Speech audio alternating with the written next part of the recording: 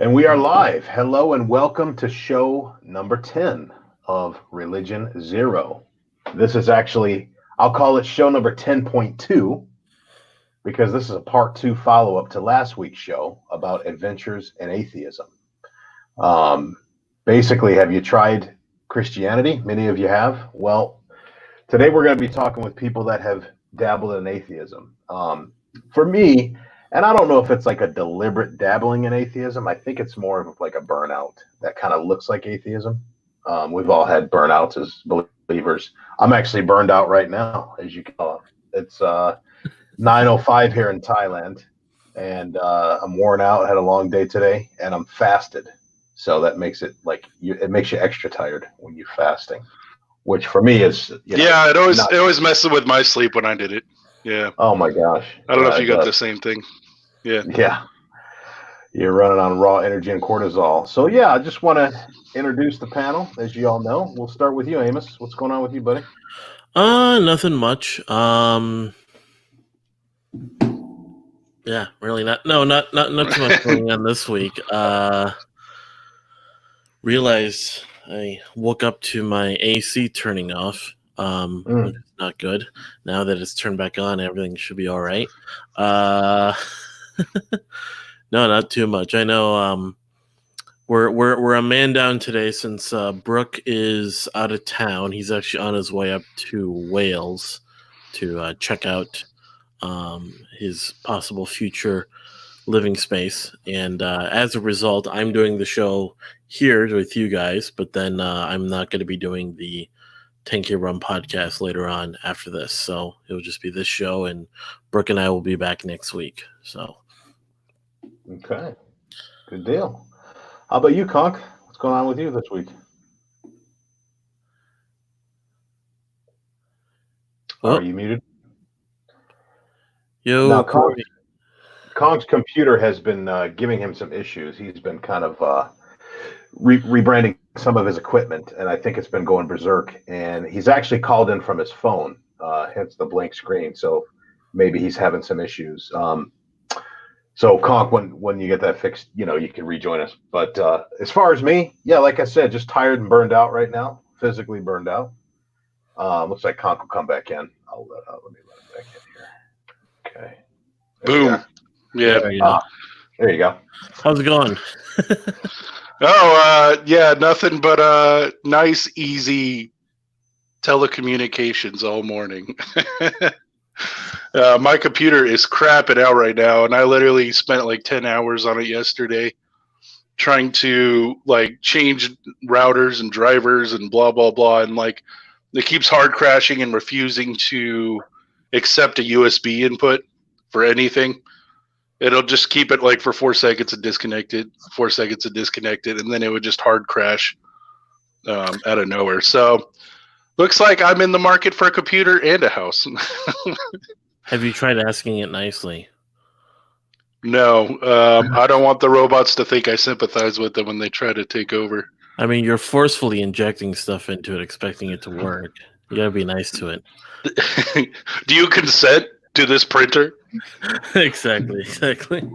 I think it's upset with you, Corey. You've been pushing its button all this time, Yeah. Yeah, I've never had to hit a power button so many times in my life in one day. Yeah. Can't keep pushing the button ridiculous, like that, man. And eventually, they get tired of you pushing the button all day. Yeah, the revolt is starting here on my laptop. Yeah, nothing new with me. No news is good news with me. Everything's laid back and chilled. I'm going to be flying back to America finally on July 31st. I booked my flights. I got about another 6 weeks that I'm going to enjoy. Well, yeah, more like 5 weeks-ish. A little over 5 weeks. But, it's bittersweet. I've grown to really love Thailand, especially with how crazy things are back in America between COVID and the riots and the race war and everything else going on back in the country. Full-blown race war. Those are hard terms. They are. And, but I'm ready to get back to work too. I'm ready to get back to my life. So I'm looking forward to that. That's the sweet part of it. So, yeah, I mean, I guess to start off with what we're talking about, we're going to throw the join link out a little early this week, guys. We'll throw it out about, right around 10:45 a.m. Eastern time. But yeah, I mean, kind of piggybacking off, what we talked about last week. I think the way I'm feeling physically right now, which will pass, I'll be full of energy tomorrow morning. There's sleep does wonders. But I've been running on fumes, I would say, for the last probably couple of decades, to be honest. I've been running on fumes in my walk with God. It's taken a lot more effort than it ever has before. And I can understand why people drift into atheism. I don't condone it or agree with it, obviously, because I see atheism for those who start off as believers. Now, some were raised as atheists, so they really the only reference that they count that. But I think for those who drift into atheism that come from a background of belief, I think, like kind of like I said last week, I see doubt as a form of intellectual temptation. Most people when they hear the word temptation, they think of one of two things depending on your gender. If you're a guy, it's sex. If you're a woman, it's chocolate. That's pretty much temptation for most people. But those are physical temptations. There are 5 spiritual vices and 2 carnal vices that we call the 7 deadly sins. And I kind of view doubt as an intellectual temptation that needs to be resisted, and that if it's not resisted, you'll succumb to it, and you'll end up as an agnostic or maybe as an atheist. But I think a lot of people drift into agnosticism or atheism, not so much for dogmatic reasons. I just think they just get burned out. Or they have maybe some emotional things that they went through, and they feel like God wasn't as close as he's advertised himself to be when the crap hits the fan, and they're kind of an upset customer with God, and they kind of say, you know what, God wasn't there for me, so why should I be there for him? And I think he understands that. He's a big boy. He can handle our anger. He can handle our disappointment. But I just think it has to be within reason, or it can go too far. I don't know. What do you guys think? I'll start with you, Andy. Well, kind of going off of what I said last week, I think any Christian who has fully kind of gone through the ringer should at least at some point be doubting God, questioning God. I know I talked last week. I brought up about how literally Israel, one of the most pivotal names, and of course the nation of Israel, literally meaning wrestles with God, and even moments in the Bible where it was depicted where I'm trying to remember what passage it was in the Old Testament. Was it one of the people in the Bible was literally wrestling with God in the middle of the night? Or he wrestled with an angel? Yeah, Jacob. Yeah. So you see all this, and I've had people kind of before my father passed, I'd had some really interesting conversations with him regarding conversations with God, and then there were a few times I'd tell him, shit was. I didn't say shit was hitting the fan, but I was saying like, this was happening, and I just kind of just had this conversation where, granted, it's coming from a place of frustration and such, but it's definitely like not the best place, but it was from a place of like honesty. So I would I'd had a moment at one point where I was dealing with some of the first moments of like really like doubting just the legitimacy of like people and ministries and sort of the structure of religion as a whole, and because of the people I was working with. And I kind of had this conversation where I was just under my breath, like walking around the room, basically saying like, all right, God, you got me here. Now you need to fix this. You need to get me out of this. You need to give me something, because I can't deal with this. And I kept having this like very like, very, I don't know if you want to say vindictive, but it was definitely getting to that point where I was just really frustrated and kind of just having the conversation. It was one of the first times I really did that. And my dad kind of was like, "You're not supposed to say that to God. That's not how that works." And I'm like, okay. And then nowadays I'm just like, actually it's exactly how you should talk. Now, does it mean, just be an angry guy and yell at God all day? No. But it's the beginning of having a proper conversation. It's really a conversation with yourself at the end of the day that kind of you're getting through, and then it kind of gets redirected towards God. And I think just from where I stand on things, belief in terms of my beliefs, I kind of see like there's no distinguishing between me and God sort of in my life, working in my life, so that when I'm really having conversations, it's both a conversation with myself and with him. There's no real distinguishing. So then really when I'm having these conversations, a lot of the time there's conversations that you're just having to work things out in your own head. It's not really trying to like, are you really mad at God for what's going on in your life? No, not really. You're just mad because something's happening. So yeah. Before I go to you, CONK, it kind of, I don't know why this image pops in my head, but do you guys remember the movie Batman Forever? Do you ever get into that? The Joel Schumacher part 3 of the original Batman? Who is the Batman in that one? Val Kilmer. That's a bit before my time. Man, I probably saw it when it came out. Probably not since then. Okay. Well, for those who will understand it, there was this one part in the movie where Robin runs away from Wayne Manor because he was a troubled kid, and he got really mad. He was really mad at Batman because he blamed Batman for his parents' death because, he saved everybody else. Why couldn't you save my parents when they died? And I remember he's getting jumped by all these guys. Batman swoops in to save him, as Batman does. But the funny thing is, Robin runs over to Batman and he just starts swinging at him, like with everything in him. He's just punching him. And all Batman's doing is just hold his hands up. And he's just blocking the punches. He's not fighting Robin back. He's just blocking the punches, looking at him like a tender father. Like he's just tenderly looking at him while he's. And I had a few bouts like that with God in the past, where I'm just this angry kid and, God's the dad I'm kind of taking swings on. I don't know if anybody can identify with that, but how about you, CONK? Oh, yeah. Well, I mean, I think you said something interesting in yours, and I kind of want to poke it or prod it a little bit farther, but you were talking about resisting temptation. Mm-hmm. And I think the more I've learned and the more I've grown, I realize that is a losing battle. And I think there needs to be other solutions besides resisting. To me, resisting is like base mode thinking, if that makes sense. Not to like offend or anything like that, but that's just something I've realized. And like, so some people know my real job. My real job, I'm an addiction counselor for like people with felonies that we're dealing or using or things like that. And I teach classes with them.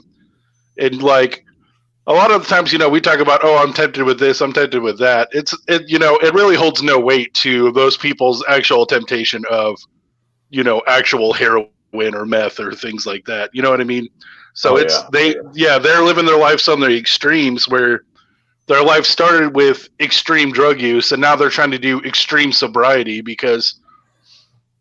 and like for them, it's extreme sobriety, which sounds weird, but it's because like if you drink once or use once, you're automatically like you could die, first of all, due to medical complications. Because most people, when they relapse and use again, they use the same dose they used last time when they had some form of resistance to it in their body, right? Mm-hmm. Yep. That whole chasing the dragon, you have to keep upping your dose. But the problem is they'll start with their up to dose because that's what they're used to, but their body's been sober for a year or two.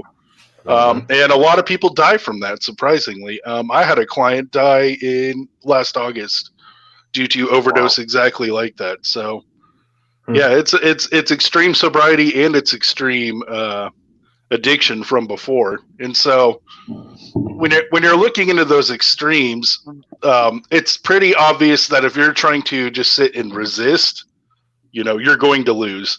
You may win a battle, but you're going to lose the war because you've invited yourself in that power struggle, if that makes sense. Yeah. I mean, and that makes sense in that context. When we're talking about like extreme compulsions and narcotics and substances, absolutely. I mean, resistance does play a part in that, obviously. But what I was talking more so about are sins, like scripture says that if you resist the devil, he'll flee. He shall not be crowned who's not fought well. I mean, even Christ was tempted, not necessarily because he was fallen like us. Obviously, he was God in the flesh, And Mhm. St. Thomas Aquinas gives these list of reasons why Christ was tempted. Firstly was as part of our redemption, as part of the atonement, that was part of his atoning on our behalf. Mhm. Secondly, to prove that he was truly human, right? Because part of the human condition is being tempted. And he wouldn't have been truly man if he wasn't tempted. Although his temptation, he permitted it. Like, it was more of an external temptation. It wasn't from concupiscence, obviously. And then he said that there were a few other reasons. He said the final reason was for our instruction, because everything Jesus taught, he also lived out. So when he said, lead us not into temptation, but deliver us from evil, he prayed that he be delivered from evil because that's what he taught us to do, But I just think that when it comes to doubt, it can overcome us. It can overtake us like any other sin if we don't, resist. And I agree. Like, resistance goes up to a certain point. To me, maybe I should pick a better word. For me, it's more like cooperating with God's Mhm. grace and with His help. If that makes sense. Yeah, I would say that's better because, and this is funny because it came up literally this week. This is what a lot of this week's lessons was for me for my addiction groups and my clients. Mhm. We are talking about ego depletion. Do you guys know what that is? Like, kind of like willpower. You only have so much willpower. Yeah, and so once you say no to one thing, like you've lowered your gas tank for saying no to other things. Like, how often have you seen people saying, I'm going to be on a diet, I'm changing my life this morning, and they'll eat a healthy breakfast, and they'll eat a healthy lunch, and then they'll eat 8 pizzas for dinner? Right? Oh, That's a very common theme. Everybody knows that. It's the Karen Yo-Yo special, right? So, yeah, I'll have the Karen Yo-Yo special. It's a light salad and 4 tubs of ice cream. Thank you. Well, if it's the Karen Yo-Yo special, the only person you can ask for it is the manager. So yeah, the manager's got to make my relapse of ice cream. It's got to be special. But go ahead. Oh yeah, so like, sorry for that. It's all good. Yeah. But I was gonna say the solution that we're going through is like, once you're in that resistance, you're fighting a losing battle, right? You're going to eventually lose. Somebody, like, it's easy for us to bench press 135, one plate, but we can't bench press 135 forever, Mm-hmm. We could probably throw in 50 or 100 reps, but we're not going to do 2,000. We're going to fail, right? And that's kind of the analogy we use. So the solution that we talk about is the fancy term is like radical acceptance or unconditional acceptance. But it's essentially just allowing yourself to feel those things, even though you might not necessarily want to act on it. Because when you're trying to resist that, you're also resisting your identity that you're willing to want to do that in the first place. You're kind of making a false self, right? Right. Does that make sense? I tend to tell people when they're dealing with different things, like whether it's loss, deep depression, having like an episode of being depressed, things like that. Instead of like doing what you feel you should do to kind of like push through, work through things like that, like, yeah, you definitely want to like do things that can help your mind kind of process through it. But I always kind of tell people, like, let it pass over you, let it, work through, your kind of it's not indulging. What do I call it? You let it take, run its course. So, yeah, we call it play the tape through. Is what we call it in addiction. So, when it's a rough time for any person at any moment, whether it's loss, dealing with a tough time or something, is to just take the time to kind of like, whether it's a day or two, to just kind of, take a deep breath, kind of process, think it through, and then you start the process of like returning to normal life. Because so many people are kind of like, they think, oh yeah, I mean, a lot of people like to think the whole work thing will work. So, if this thing hit hard enough and I just go right back to work, eventually go away. And then you get, some situations where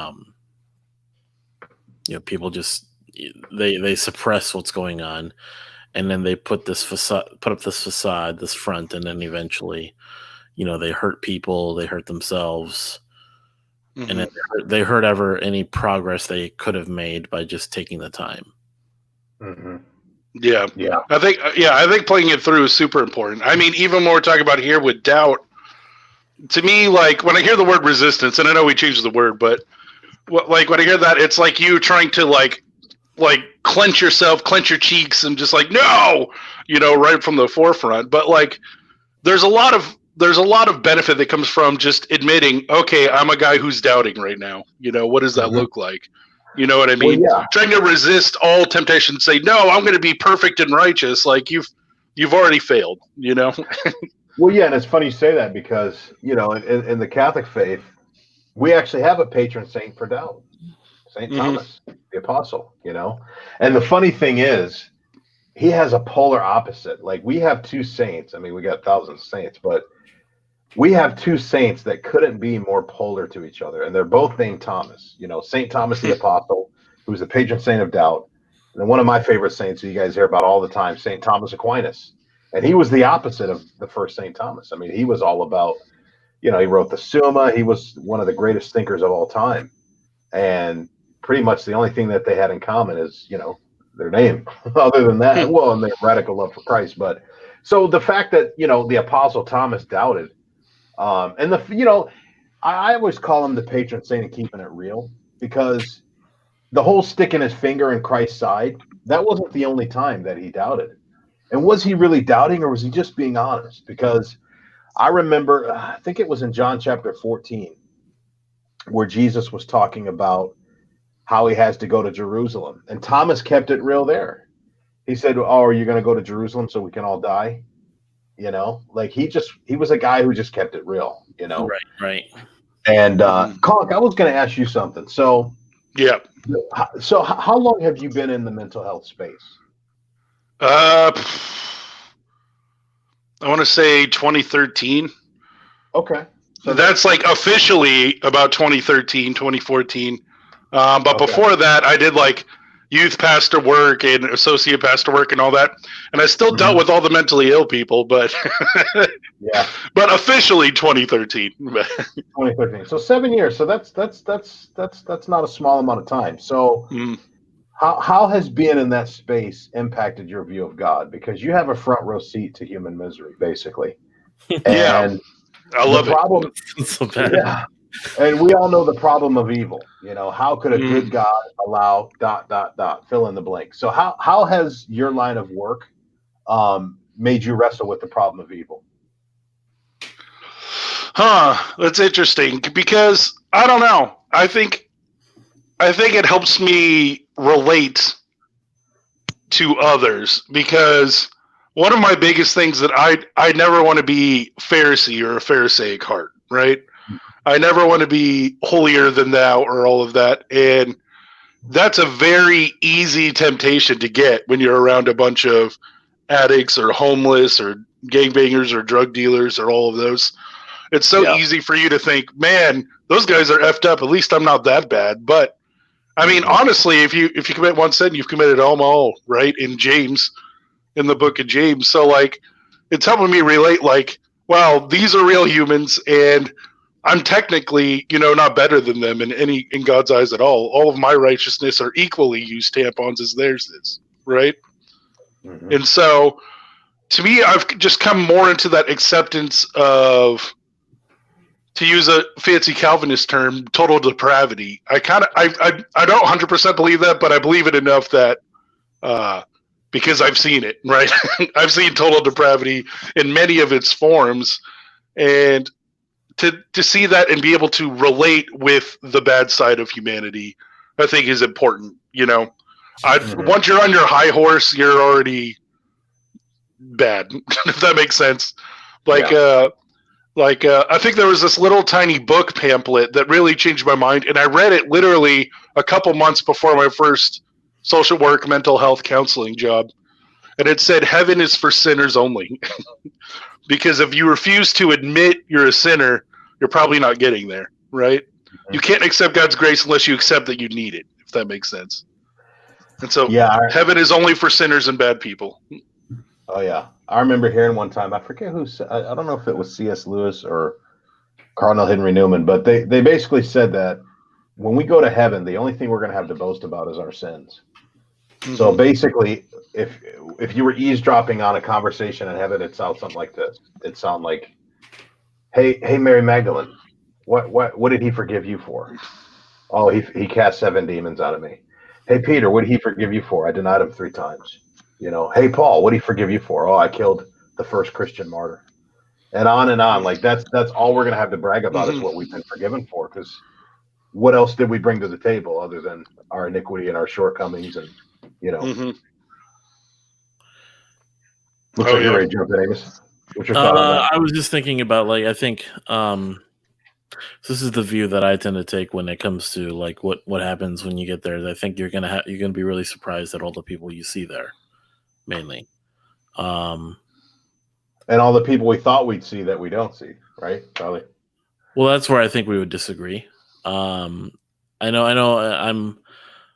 I'm just before that. I kind of went more agnostic and didn't discuss this. Didn't discuss theology quite as much. I started to kind of getting into believing. I know I've been hearing. Part of my beliefs that kind of changed was just getting into sort of more and more into looking into God's grace. And the more that was kind of revealed, the more that I kind of started to believe that while it is absolutely important for people to share the good news of God's grace and preaching the gospel and all that, and obviously while still acknowledging all the different views, all the different denominations and beliefs and such, it was really tough to really argue who didn't go to heaven. Mm-hmm. That while the good news is still important to be shared with people, that I see humanity as sort of what was it? Was it salmon? What's that one fish that always swims back to its breeding grounds every year? It might have been salmon, the upstream jumping, and then bears eat them. Yeah.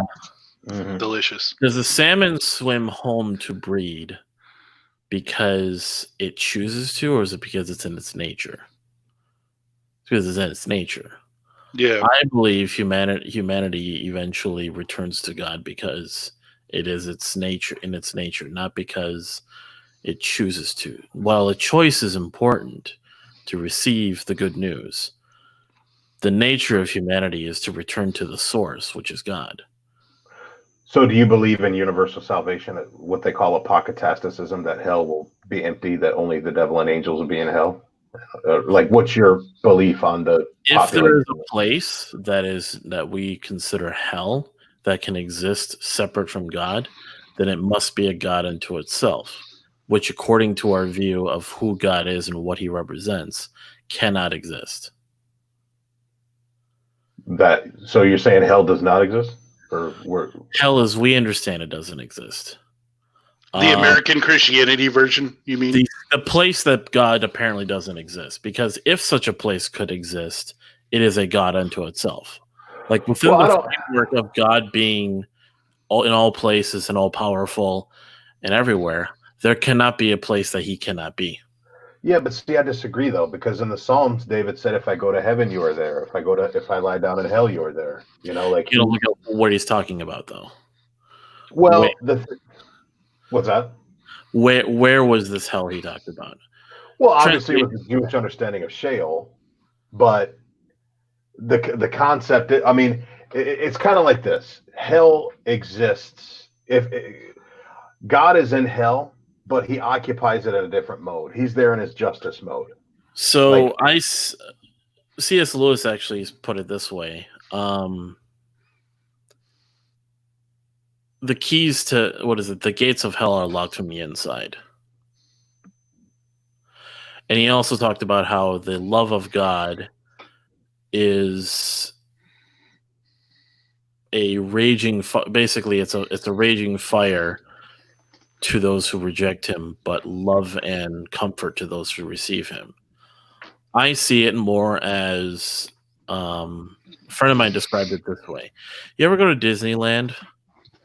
And well, I shouldn't say not to expect anyone has really gone there, because it's the place it is now. But typically Disneyland is kind of depicted as a place like it's a place of wonder and a place where kids go, where it's like, you know, where a kid just gets to be a complete kid. You know, they have fun.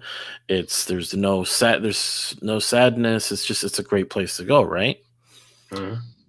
But you still see kids that go to Disneyland screaming, crying. I don't want to be here. It's like it's the best place in the world. There's candy, there's rides, everyone you love is there, your family is there having fun with you. You get to have a great time. But I don't, you know, you see, but the kids still screaming, crying. I don't want to go do something else. I think that times a million, that denial of grace, that denial of goodness, even though you're already like you're in heaven and you're presented with the glory of God and you still don't want to be there and you torture yourself. I believe that to be hell. That is the hell that we put on ourselves. At the end of the day, hell is rejection of God, and I think it comes from only us. It's not some separate place where it's where So you deny the hell of punishment. You believe in a hell of self-punishment, or so there's I mean it's an interpretation of kind of what's one interpretation. There's many interpretations of hell, which a lot of Christians don't really look into. There was, I mean, even in the beginning of the church, before the Catholic Church and the early church fathers, there was different types. There was annihilationism, which is the idea that you cease to exist. Yeah. Which kind of goes against, I think, our understanding of reality, that something can't just cease to exist. Oh yeah, that was heresy. That was rejected. Yeah. Right. And then there's the other understanding of what's called eternal conscious torment. That's what most of the church believes. Sort of, you go to this place where you literally just fry for eternity in your own fat, pretty much. And then there was sort of the idea of no hell that actually was very widely accepted and discussed among some of the early church theologians. So, but I didn't want to get too much into that. I think that'd have to be for another. Yeah. I know. Yeah. Brooke is a lot more well versed on that topic. He kind of, I should say, convinced me. But we had plenty of conversations back when I was more into ministry that we definitely went down that path. But that's kind of, and from that, it doesn't absolve you of the I don't say responsibility, but it doesn't really absolve you of the desire and the sort of the mission to still share the good news. It's not like because a lot of that we tended to get a lot of discussions with people that and they think, you know, oh, that just gives you a pass to do whatever you want. You're going to go to heaven anyways. And I go, yes and no. I think God's grace covers everything, while at the same time, there's still a better choice to living your life, making decisions and such that should be taught and reaching out to people. I mean, before I kick it back to CONK, I mean, oh, I'm sorry, were you done? Or were you? Yeah. Oh, yeah. Well, before I kick it back to CONK, I mean, you know, I believe that if you want to see the severity of the disease, you have to look at the intensity of the cure. So if you look at everything Jesus went through on the cross during his passion and death, for him to go through what he went through, there's got to be something that was really, really terrible that we needed to be saved from for him to go through what he did. You know, so I don't know if we believe the same thing, or maybe we just believe it in a different way, but the idea that it's a self-imposed thing. I mean, it's self-imposed in the sense that, yes, it is our choice, but that's another thing. We chose to deny God. Well, right. So but I would say that's where the self-imposition ends. Once we die in that state and we no longer choose God, like whatever condition we die in is the condition we're in for eternity. That's where I believe God takes over. And that's why I've always pushed back against the whole, God doesn't send us, we send ourselves, you know. I believe free will extends to where even being in the presence of God and his glory and essentially there's no good reason why we shouldn't believe him. That the free will still allows us to say no. I think he loves us so much, he still allows us to say no, even when we're completely in his presence. And see, that's where Revelation 21:27 would contradict that, though, because it says that no unclean thing shall enter into heaven. And, that kind of uncleanliness and doubt and rejection, doesn't exist in heaven. And then that gets into purgatory, and that's a whole nother, There's a whole division. But, so, CONK, what are your thoughts, man? Oh, man. So here's this applies to heaven, hell, revelation, all of that stuff. My final thought is there's a lot of different descriptions, there's multiple names, and I don't think anyone's ever really going to know until we stop breathing, right? Exactly. And so, I mean, how I summarize it is at the end of the day, God gives you what you want. If you want a life with God and an afterlife with God, you got it. If you want a life without God, he'll give it to you too, And so God kind of gives you what you want. And that's kind of my final thought on that. I've tried going through all the revelation and heaven and hell studies, and ask 5 people and you get 7 different answers of what that is, So I just kind of gave up and realized, I'm in the age of the church. I'm going to do church stuff. I'll let revelation play out when it plays out. Right. Exactly. Yeah, and even in the Catholic Church, I mean, we have saints that are visionaries of hell, like Saint Anthony Mary Claret. Our Lady of Fatima gave the 3 children of Fatima visions of hell. But the Church considers that private revelation. That's not binding on the conscience. That's not part of public revelation like the Gospels are. It kind of like I won't say adds to it, but it kind of clarifies things that are, it's kind of like dessert. Like public revelation is your meat, your potatoes, your vitamins that you need, your veggies, and private revelation is like dessert, which, there's lots of Catholics that their whole spirituality is based on private revelation, which is kind of like basing your diet on dessert. It's not very healthy. I mean, I've seen some interesting private revelation in church where a lady decides, I'm going to go up there and sing the song God gave me. And I'm like, no. You keep that to yourself. Boy, look at the time. Gotta go.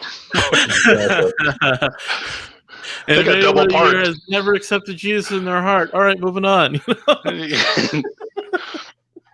Speaking of time, what do you say we throw the stream link out and see if somebody wants to join us? I'm thinking Tom Bombadil probably wants to come on. Yeah. He's probably got a thing or two to say. Oh yeah. But in regards to the topic, because we only had a quick 30-minute tangent, but I think when it comes to people from the outside looking in at Christianity, they kind of scoff at a lot of the terms. This first thought of this when we had last week, we had Brooks' friends on, and they were asking, what's our definition of faith, right? And so that kind of spurred me under, because how I play that is everybody has faith, everybody worships something, everybody gives tithes. It's just, for some reason in our culture, we just always ascribe that to religion. But I think everybody does all 3 of those. Everybody believes in something, worships something, has faith in something, tithes to something, gives money regularly. Like if you subscribe Scar to 10K Rum Podcast, how are you not tithing to 10K Rum Podcast? Shout out. Wow. There you go. You're going to plug our show when we're not even doing one this week? Yep. Well, the Scribe Star League is still active. Just go into their descriptions. Why aren't you subscribing to us, CONK? Because that requires money. It's funny you mention that because in the Catechism, it does a pretty clear breakdown of the different shades of unbelief. Which I guess I might as well read it real quick while we're waiting for some guests. It says that basically there's 3 forms of atheism. Okay, and obviously this is from the Catholic perspective. This is from paragraph 2123. It says atheists either do not perceive man's vital bond to God, or they explicitly reject it. Atheism takes many forms, so it kind of breaks down the different forms. And I'd be curious to see if you guys ever, flirted with any of these, or struggled with any of these, or felt drawn towards any of these. The first form, it says, is practical materialism, which restricts man's hopes to his life on earth. So a lot of times when we hear that phrase materialism, we confuse it with consumerism, like people who like to shop until they drop. That's actually not what materialism is. That's consumerism. Materialism is where you pretty much only believe in the material universe. That's it. So after this, we become maggot food and we have the big black sleep. And that's kind of a miserable existence, because like we said last week, if that's what you believe, if you have the materialistic view, then that means every second of your life has to be spent maximizing pleasure, minimizing pain. And that's why I think a lot of people that lean liberal, that tend to have a more godless, secular, liberal viewpoint, are health nuts, because they want to stay. They're preoccupied with longevity, because they have to stay alive as long as they can. Because after this, like I said, they become maggot food, and there's the big black sleep. So you got to stay along. You got to stay alive as long as you can, because it's kind of like, you guys remember those game shows, like these shopping spree game shows? Oh Where, yeah, like, I love those. you got like this grocery cart, and you got like 20 seconds to just go through Toys R Us and get as much stuff as you can. Well, that's kind of the life of the materialist, where you got to get as much pleasure and as little pain as you can, because you got this short amount of time. But that should also be the life of the believer, but in the other direction. Like, you only have so much time to merit. And, because once you die, the merit ends. Like, you lose, kind of your opportunities to merit. So that's the first form, is practical materialism. The second form is atheistic humanism, which sees man as having supreme control of history. Then you have contemporary atheism, which sees man being liberated by economics. It claims that religion thwarts emancipation because it turns man's hopes to a future life and discourages earthly progress. So it's kind of like a systematic theology or anti-theology of making sure that you're not of all heavenly minded nor earthly good. And then finally, it goes into the sources of atheism. It basically says, by rejecting or denying God's existence, atheism sins against the virtue of religion. Believers often contribute to atheism by not knowing their faith. So a lot of, we're to blame for a lot of atheists walking around, because we're not a good example. Well, I won't speak for you guys, but, I'm often not a good example. It's all your fault, Bobby. It is. It's all my fault. So believers often contribute to atheism by not knowing their faith, by presenting it falsely, or by failing to live a life which truly reveals God to us, which truly reveals God to others. Atheism is founded on a false idea of human autonomy, which rejects any dependence on God. Acknowledging God does not oppose man's dignity, and is in harmony with man's own desires. And then real quick, it breaks down agnosticism. It says agnosticism is the belief that God's existence cannot be known. It takes many forms, and it gives 3. Accepting the existence of a transcendent being who cannot reveal himself, about whom nothing can be said. So that's kind of like the more deistic view. Deism is basically God is the clockmaker. He constructs this grand clock. He winds it, and then he steps back and just lets this clock tick on its own. The clock being the cosmos, universe, etc. And then it says declaring the impossibility of proving, affirming, or denying that God exists. And then finally, agnosticism, while sometimes including a search for God, often shows a flight from this ultimate question and a certain moral sluggishness, which is practical atheism. So I heard this term. There's a great book. Feel this bad, man. Jeez. Well, it's more like just a catalog of it. I read this book called Answering Atheism, and it was written by this Catholic apologist named Trent Horn. And there's an interesting term that he used in that book, and it wasn't his term. It was actually from an article, I think it was back in 2003, where the guy who wrote it coined a phrase called apatheism. And what apatheism is you're not like a hardcore atheist. You're not like a militant, college lecture type atheist like Dawkins or Hitchin. But you're also not an agnostic either. You're kind of somewhere in between, where you basically live a life of where you just kind of don't care either way. You're kind of apathetic about it. And he calls that apatheism. So curious if you guys can relate to any of that, or if you ever, flirted with any of those. We got a point here, actually. We got Terrence here in the chat, who is one of Brooks' friends that was on last week. He's saying, how is the life of the believer different? Because you talked about believer living a different life. which I think brings to a larger point that I was going to make. I think very rarely do, and this is no offense to you, Bobby. When I usually hear more religious individuals tend to tackle the question of atheism, it tends to come from a biased viewpoint of it's similar to, and this is not to make it sound like to demean or to diminish, but it's coming from an angle where you're arguing something, but you already know what you believe. Yeah. Instead of so it's kind of like an eisegesis argument, right? It's basic. Well, and the closest thing I could basically think of, and I was not trying to demean at all, but like when you talk to flat earthers, is they tend to have this view, like when you try to debate round, the Earth being round, they tend to have this argument like they're already approaching the argument from the Earth is flat, therefore I'm going to prove to you why it is. And even if you give them irrefutable evidence that something is a certain way, or at least just the possibility that they could be wrong, they will refute it by creating another thing. Couldn't you say that about atheists though? Because there's atheists that I've talked to that are very good with the discussion, and what tends to happen is their view of their discussion with a Christian, or in my case, sort of like more of an agnostic Christian type. The argument they tend to like, they've dealt with so many Christians that are so closed off to their ideas that you really need to, like, in a way, shut off faith for a second and confront the argument that way to really actually learn what they really believe, why they believe what they believe, and then go from there and be absolutely honest with your views and your ideas on what you believe, why you believe what you believe. If they're bringing up legitimate points that can actually question faith.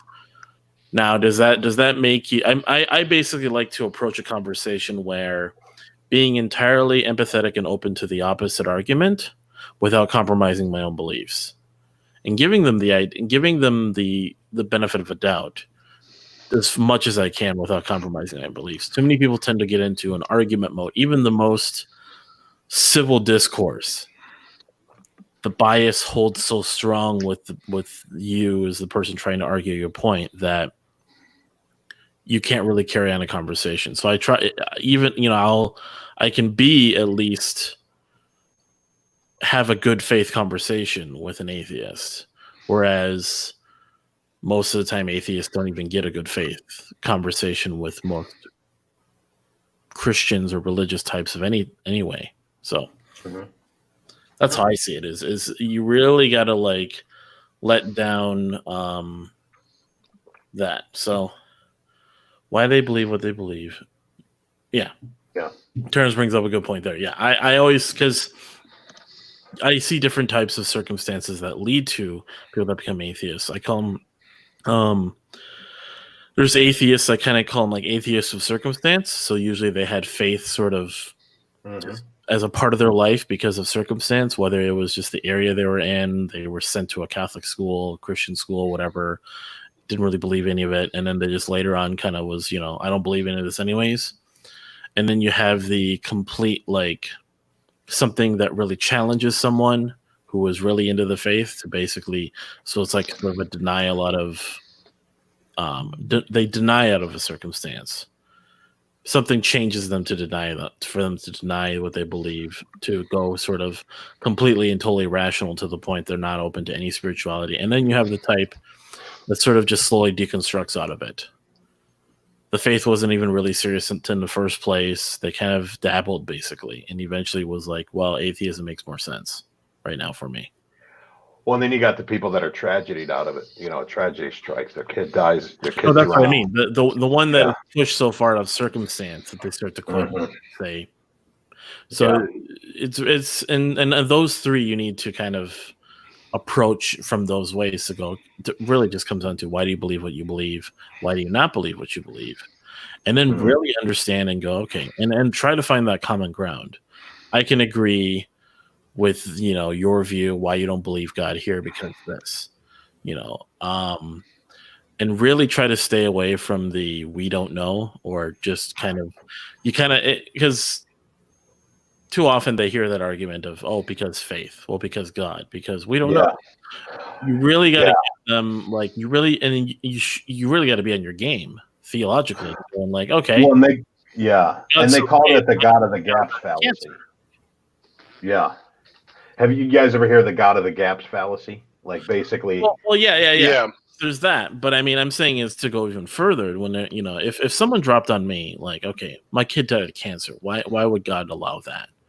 And I basically say, I really don't know, and I honestly don't. But the God that I believe in is not one that condones that to happen.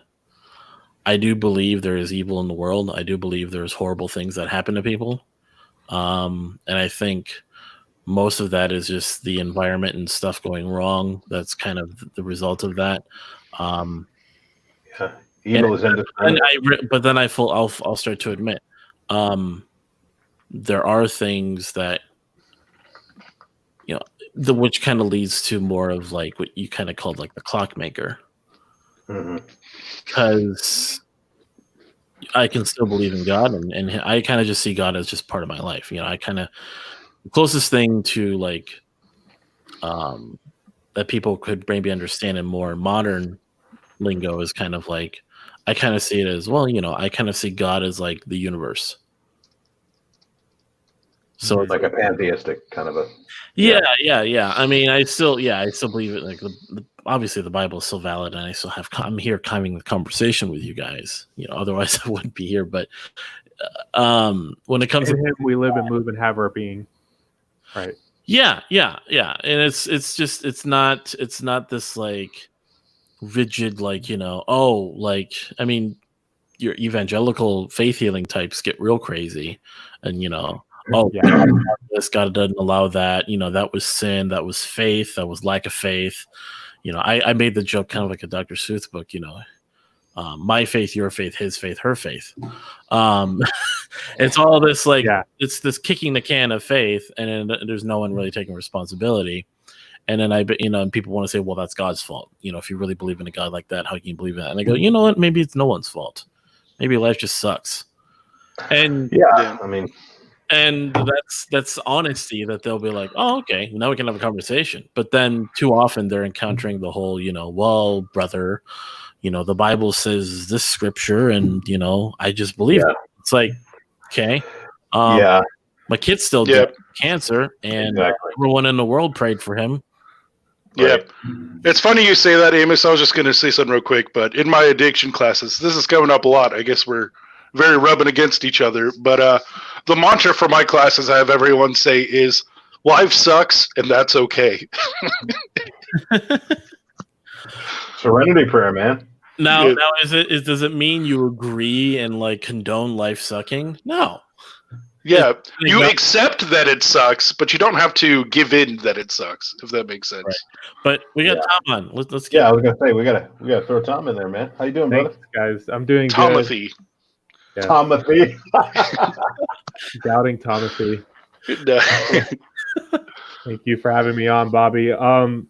This is great, guys. Thanks for doing this. I think about with atheism, a lot of people in college who are just getting out of their parents' house and they want freedom to do shit like sex, drugs, and rock and roll. But also, like, God is there. He's supposed to help us. So if you've had a lot of tragedy in your life, like, why are you going to add God to it? Just so you have to go to church on Sunday, you have to follow all these rules. The thing that really stuck me was like I encountered a lot of the hard Calvinism teaching in college that got real popular, like the Mark Driscoll, the Paul Washer, the whole Calvinism. John Piper got real big, and I had a lot of respect for a God that was sovereign. And, he did what he pleases. Like if he wants to come on the earth and stir things up, if some nation wants to rise up against him, if he wants to harden Pharaoh's heart, that's his prerogative to do it. And it scared the living daylights out of me, and it made me even question the character of God, that he could even let someone go to hell or send them to hell, but I definitely had respect for him. And I think as like men, that's a starting point, is that we need to have respect for someone before really, look into their character. If we don't respect them, then we don't think much of their character anyways. I think it starts, we have to actually respect them, which is also fearing them. The fear of the Lord is the beginning of wisdom. Yep, absolutely. It's also the first of the 7 Isaiah gifts from Isaiah 11. And, I also think, that's why I love being Catholic, because when you don't have the sola scriptura worldview, you realize that Scripture is not the answer to every question. Scripture never claims to be the answer to every question. If anything, it says the opposite. And the thing is, there is a place for reason. There is a place for philosophy to come in. And when you get into philosophy, which is kind of like the handmaid of theology, you basically realize that there's all these kind of distinctions that you can make that aren't very distinct in Scripture. Like if all you have is like I said, the sola scriptura Bible alone view, you miss out on a lot of distinctions that actually make Scripture clearer if you're aware of them. So, for example, one of the distinctions is the distinction between different types of evil, right? There's moral evil, and then there's what's called physical evil. And then there's even different degrees of physical evil, like decay, death,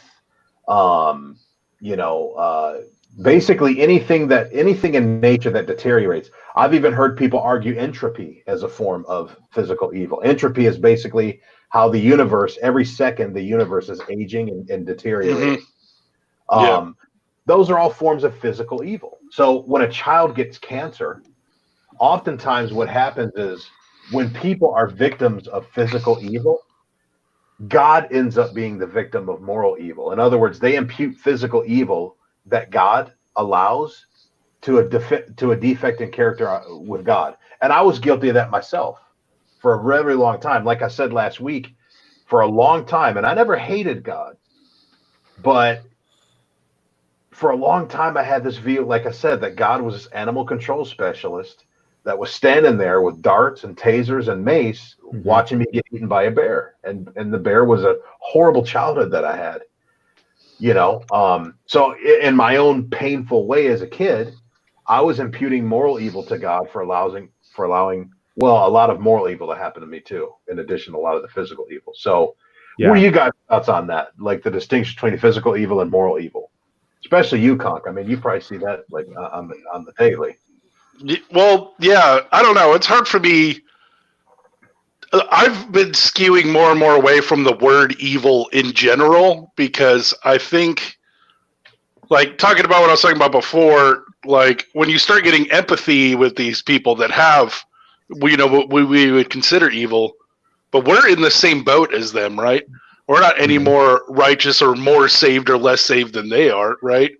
God values all humans equally, doesn't he? So, absolutely. Yeah. And so to me, like when I think about evil, I skew away from putting humans in it at all. I think kind of like Amos was talking about with the fish in its nature, it's a human in his nature to be self-destructive, right?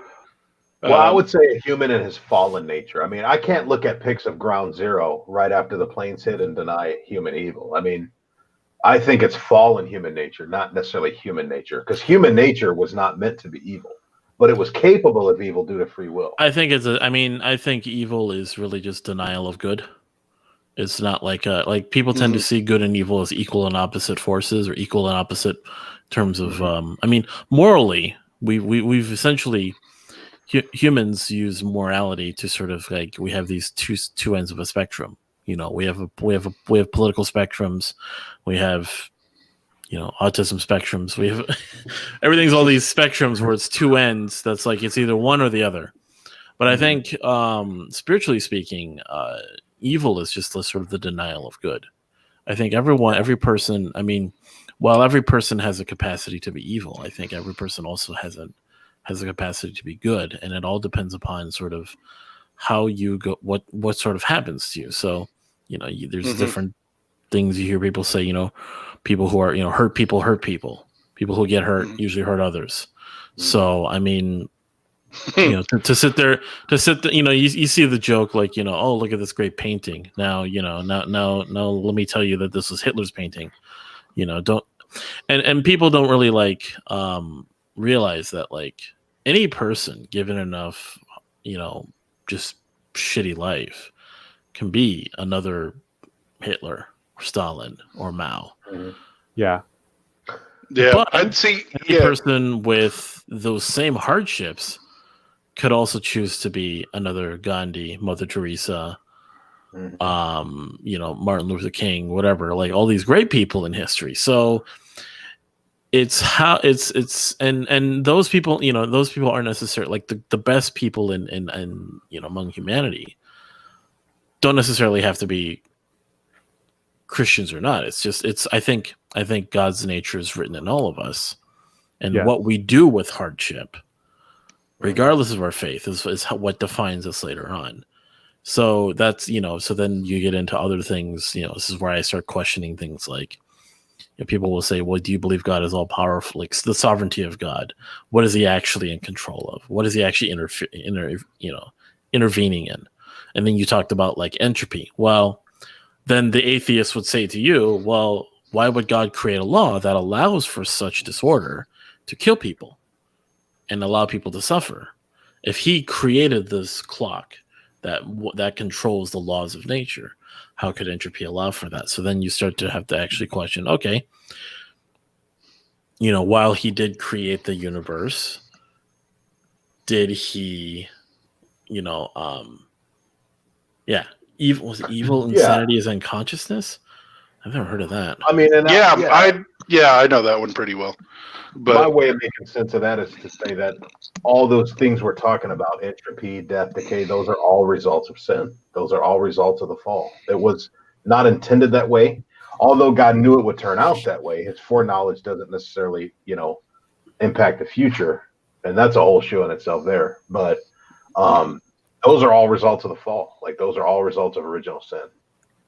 Or what man intended for evil, God intended for good in the story of Joseph in Egypt.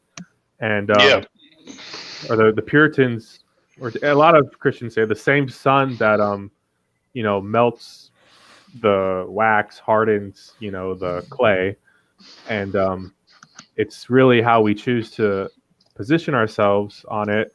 As far as these new atheists, like in university, the head of my religion department at Florida just he thought the new atheism was, he called it like a very popular movement. It wasn't as deeply intellectually based as, like, we go to older thinkers a lot of times, like Dawkins and Hitchens they're more popular level.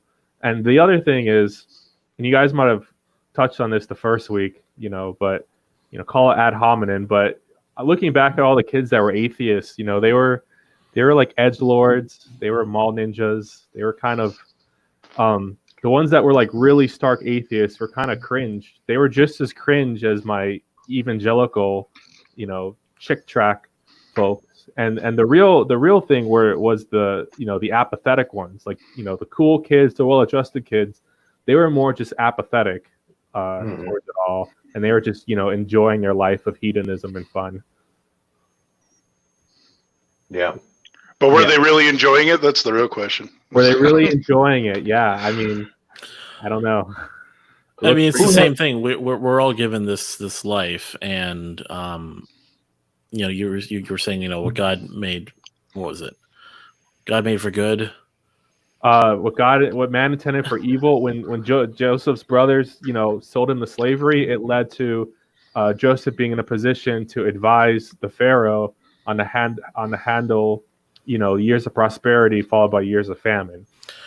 Right, and it's interesting how that all like plays out. It's like you get this perversion of a lot of these ideas that turn into where, and this is not an advocacy, but it is interesting how, like, you'll see some of this. You guys talking about private revelation. You hear about like a lot of the saints in the church, a lot of these individuals that will have these visions and such while tripping. Yeah. And then you have this whole theology where it's like, weed is this, drugs are that. And it's like, yeah, if you mess with it, yeah, if you definitely don't respect what you're doing and you mess around, yeah, you could go down a really dark path. But then you have people, people debating like what kind of burning bush was going on that Moses got the vision. Right. In the It Catholic was, Church, they're all natty, right? Like there's no performance enhancing drugs involved with our saints. They have to follow a very strict regimen. yeah. You know, they sleep on like hard cots. They eat strict diets. It's no mushrooms. Like God bless Roosh, but when he took the mushrooms, that added a degree of skepticism. And see, yeah, that does that for him. But then Yeah. for all, you look back in history, there was plenty of like good stuff that came of that. Someone maybe whether it was like through direct or indirect contact, where someone was maybe in a place where something was burning and they smelled it a little bit and had a vision, or you hear about Christians who go on long fasts and have these sort of visions out of basically hunger. And it's the same effect in some cases when you're taking certain substances. It's just, what you do with that. I had a pastor that would like say, when you're smoking weed, when you're doing drugs and all this stuff, it's almost like opening the door to your house that is your spirit, and demons can come in and mess around. And I'm thinking, really? You think God would have created such a faulty security system that like the moment you open your mind to the spiritual realm to like gain insight or a revelation, that demons just kind of come in? Like, do you really think God created such a faulty like security system for your spirit, for your being?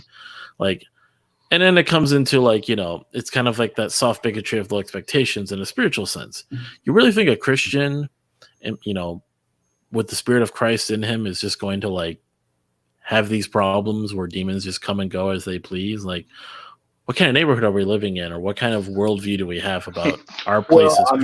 My spirit is a gated community. You don't get the password. The thing is, though, if you look in the Old Testament, though, God was pretty harsh about divination. He was pretty stern in his warnings against it, because and plenty of his prophets still dabbled in all sorts of stuff trying to communicate with the dead. I mean, Samuel tried to do that with King Solomon. He tried to commune with the dead.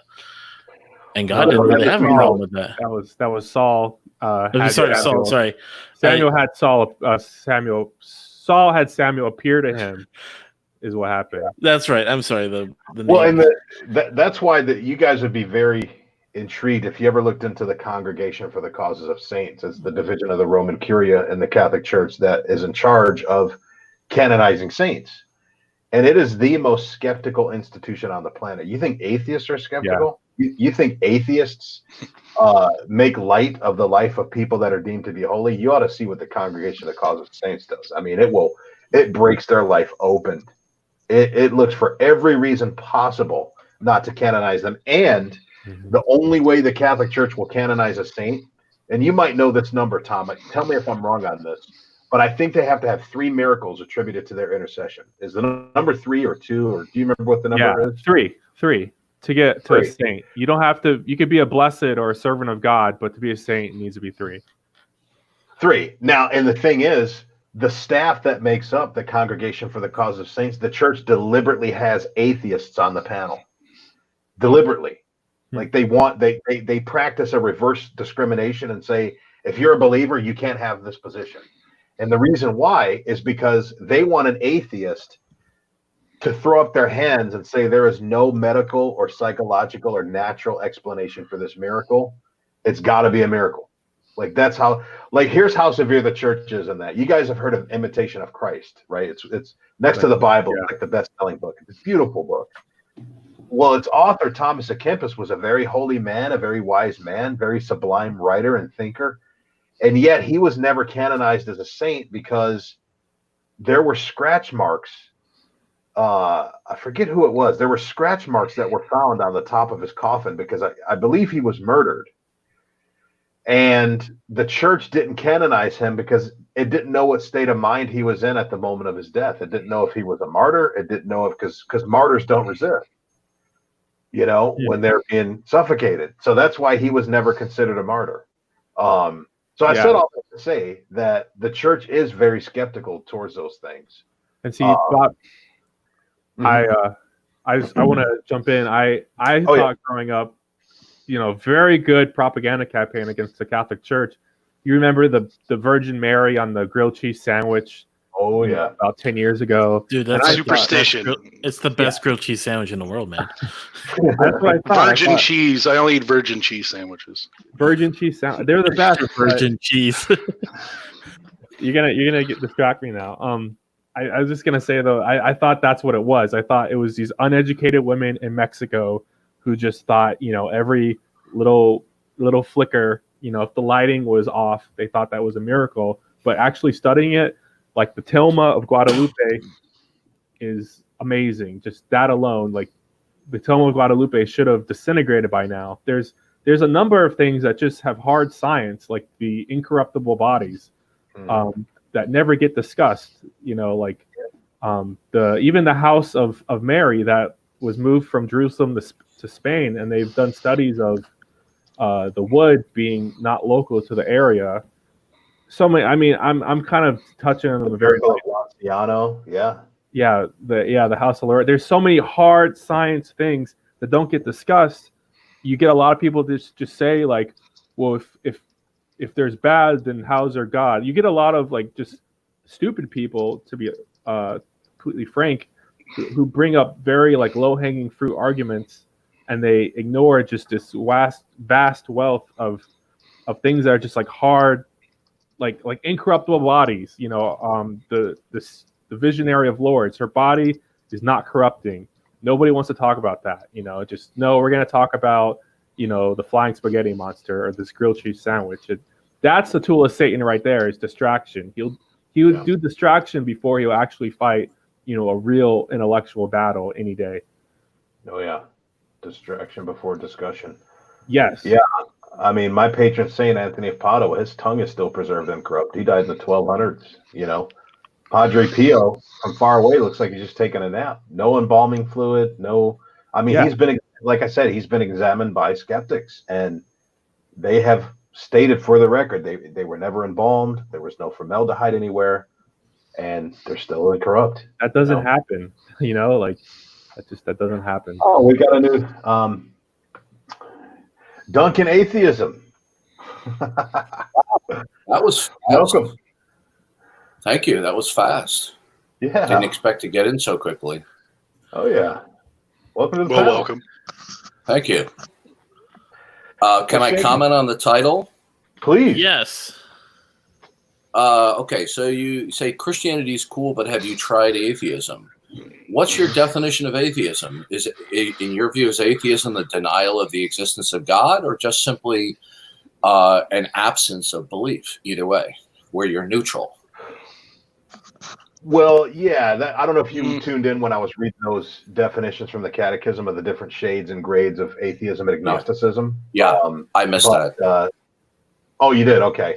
Well, I apologize. Oh yeah, no worries. I'll post it in the comments, and it's from the Catechism of the Catholic Church. I guess it depends on the individual. I mean, like I said, you have. By the way, I'm not an atheist. Just for your information. Sure. Well, agnostic. I had a third A to it, which again, it's if you look in the notes here, there's atheism, there's agnosticism. I put one in between called apatheism, and I didn't coin that phrase. A guy back in 2003 did, where basically people live an apathetic existence. They don't really care either way. It's kind of like a practical atheism. They live as if God doesn't exist. It's almost like they deny him with their will instead of with their intellect, because they just yeah. And I would argue a lot of American Christians are like that. Oh, absolutely. Just a word of note. Just really briefly, I have a number of internet stalkers who follow me wherever I go. So if they show up, I will just leave. Okay. But, okay. So that'll be fine.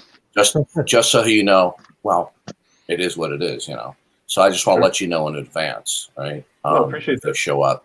If they come into the show, then I'll be leaving. Yeah. So when you say try atheism, are you saying try apatheism? I think the title was who came up with the title? I think it was basically for some of the panelists just to describe I guess their adventures with atheism they've had throughout their walk. Maybe they kind of dabbled in it. Maybe they had some burnout, a little bit of disillusionment. And I think, I mean, that was the origin of the title, right, guys, in that area? Because I don't think you guys are atheists.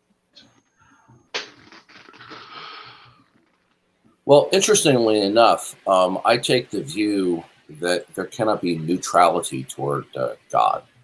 Agreed. That if you either you're willing to start with God as the ground of all being, or you are unwilling to start with God, which will be a functional denial. A lot of internet atheists like to define atheism as simply the absence of a positive belief, but that's just that's ambiguous at best. Yeah. So if one is unwilling to start with God as the precondition of reality, then one denies God. Yeah. I love how Dinesh D'Souza actually talked about that. Dinesh D'Souza is one of my favorite debaters. One of my favorite debates of all time was him against Daniel Dennett. And he basically said that a lot of, and this isn't all atheists. That's why I'm using the word a lot instead of the word all. Because I'm actually good friends with some atheists, and they're great people. But a lot of atheists, in a way, they're almost not atheists because they're so. And D'Souza's point was this. His point was, how come you don't go around to universities and publish books debunking the existence of unicorns? How come you never wrote a book called Unicorn? Yeah, like how about a myriad of YouTube shows discussing their neutrality toward aliens? Exactly. And D'Souza said, how come I've never read the book? I'm still waiting for the book, The Unicorn Delusion, to come out. Like, why put so much effort into debunking something if it doesn't exist? Just move on with your life. Well, I mean, I can make a quick devil's advocate for that if you want. Yeah, let's hear it.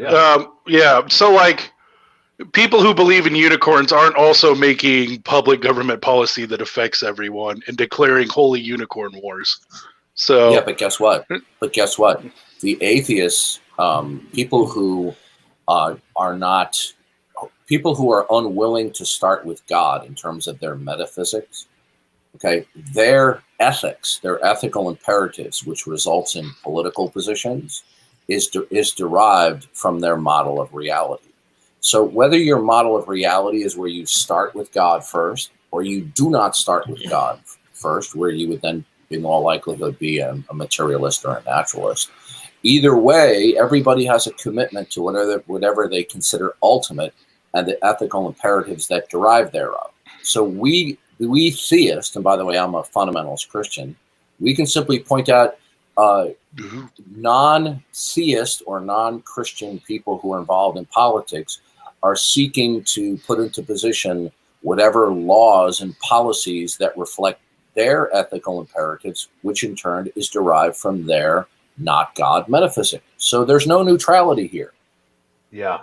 I've always found the religious war argument to be the weakest argument people can use against religion, and here's why. Because one, contrary to popular belief, there haven't been lots of religious wars. The majority of wars throughout human history were over land, over property, over political power. They weren't geopolitical.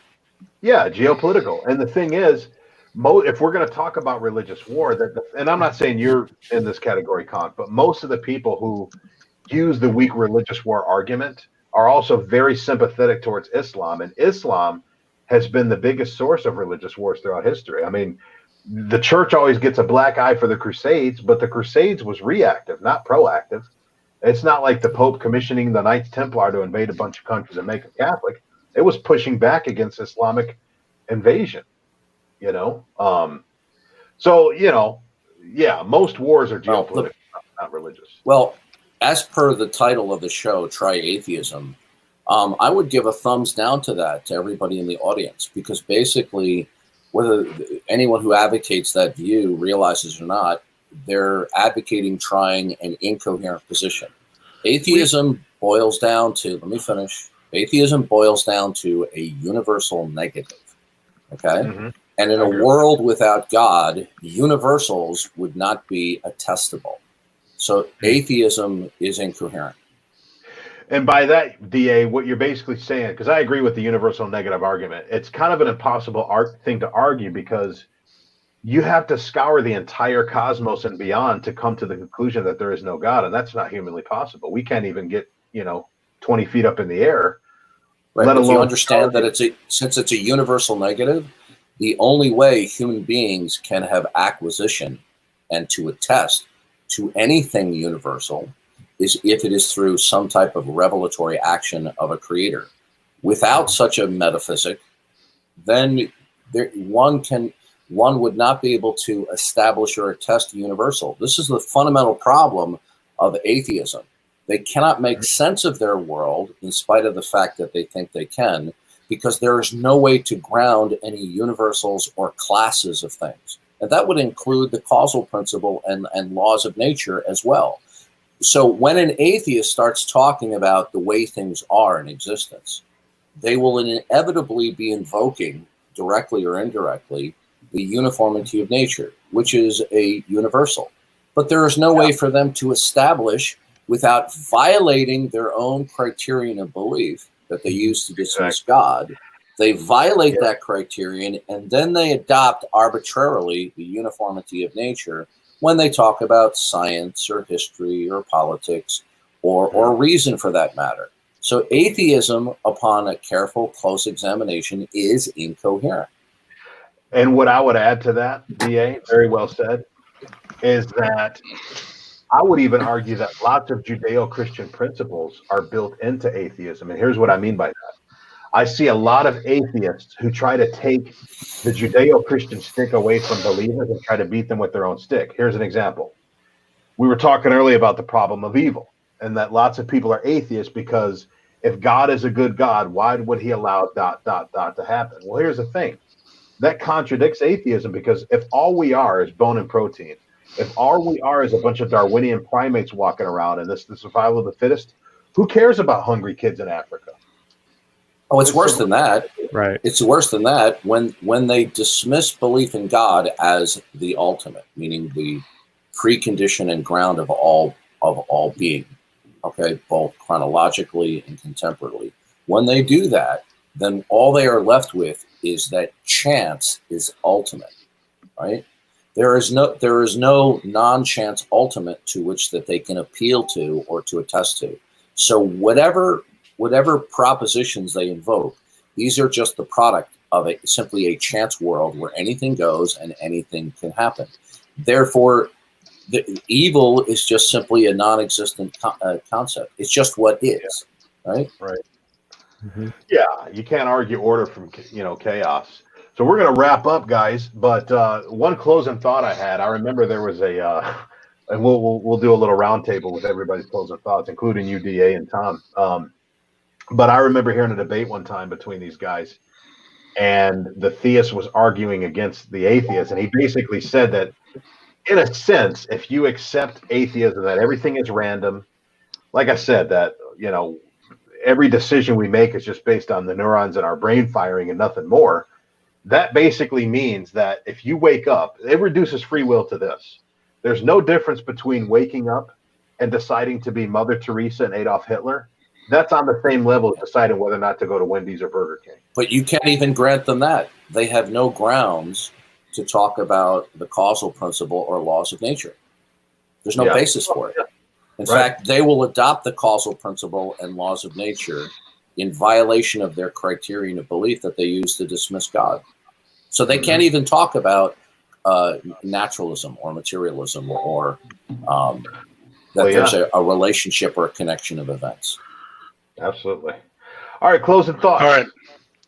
I'd like to throw mine out there because I think it tandems well with what we were just talking about, in that I think atheism and Christianity are both foolish. in 1 Corinthians, Paul talks about that the foolishness of the cross compared to the world's wisdom, right? And we're never going to convert anyone with wise words or eloquent speech. So to me, these talks might be fun, between Christian and Christian or atheist and atheist, but we're not going to convert anyone with this, if you can convert someone with wise words, you can also convert them out with different wise words. So the Holy Spirit doesn't use. So the Holy Spirit doesn't use Christians. Well, yeah, to reason with unbelievers. Yeah, well, it says we get converted through the power of God and not by eloquent speech in 1 Corinthians. So, does the Holy Spirit did the Holy Spirit use the Apostle Paul's eloquence? No, I agree with you, DA, but we don't want to. We got to try to end at 10:30. We don't want to. But my final thought is technically agnosticism and admitting we don't know is the most rational human position. No, it's not. Okay, that's fallacious. Let me tell you why. Okay? All right. Well, this is my final thoughts. You can have your own final thoughts when you get your own show, bud. Anyway, my final thoughts is, it's our show. Yeah.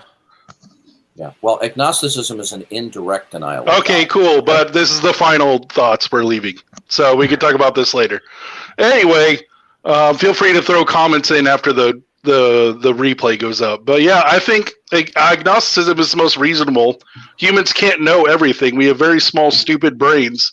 We just don't like to admit that we can't know everything. So there has to be some form of faith, one way or the other, that is irrational to be Christian or to be atheist. And I'm okay admitting that my belief in God is foolishness to those who are not in it, and I think that's normal. Okay, so you think you're neutral toward the existence of God? Well, this will be your final thought, DA. And so, CONK, you think that you're neutral toward the existence of God?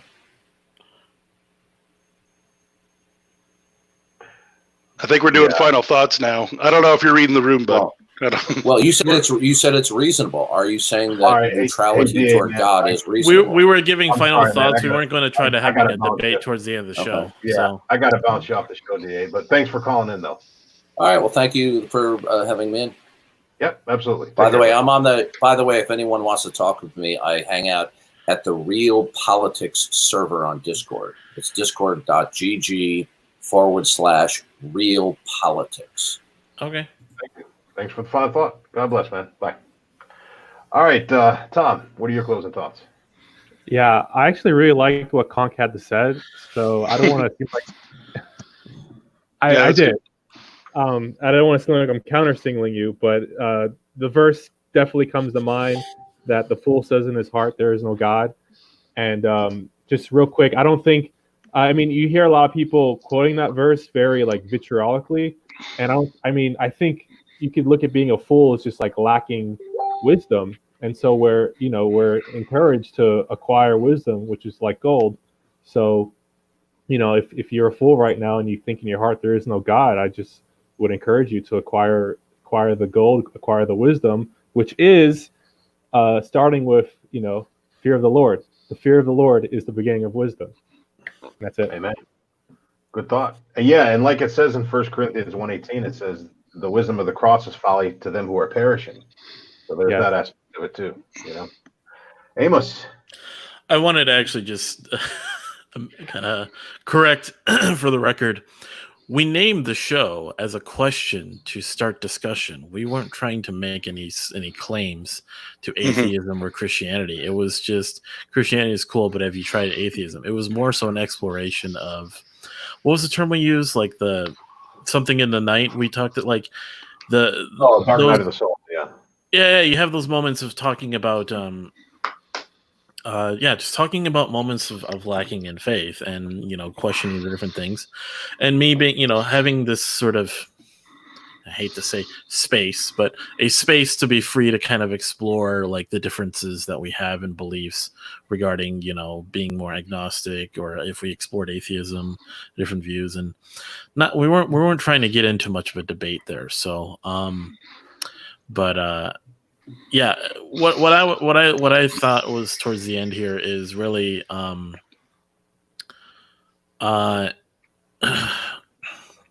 it's a bit, it's going to come across as relativism, but you really need to come to real terms with what you believe and what you don't believe. And yes, there's always that element of faith, like CONK was saying, he's fully acknowledging that there is the foolishness in the belief that we have to the purely reasonable, pure reason. It seems that way.